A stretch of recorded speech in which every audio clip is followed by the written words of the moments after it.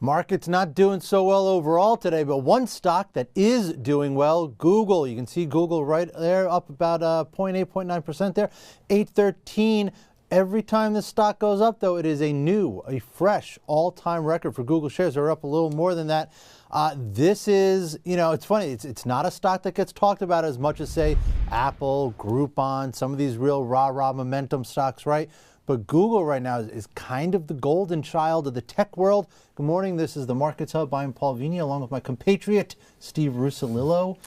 So Google, amazing. Yeah, Steve, did you use a Google product this morning? I did a couple Google searches. Yeah, why not? You right? Yeah, I use Chrome. Absolutely. There you go. And I think that's the point too here is that so this stock keeps moving up, and since last summer, it's basically just gone vertical now.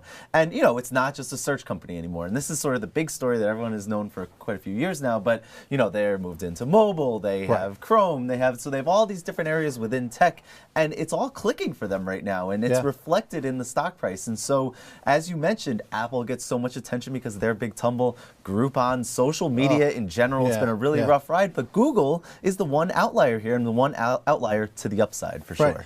And it's interesting, right? Because it's coming. I know the markets in general are doing very well, but not today. They're not doing well. Right. Google's still doing well. The question, of course, though, is at $800, at $814 a share, are they going to face the same thing that Apple faced? Apple hit 700, and it becomes a psychological thing with stocks at these levels.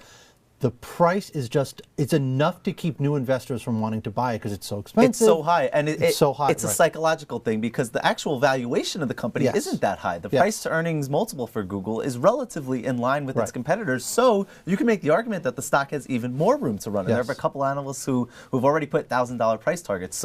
But psychologically, you're absolutely right because that's just a lot of money for one share. That's more than $800. It's weird because Google's rise, it hasn't been the same as it was with Apple.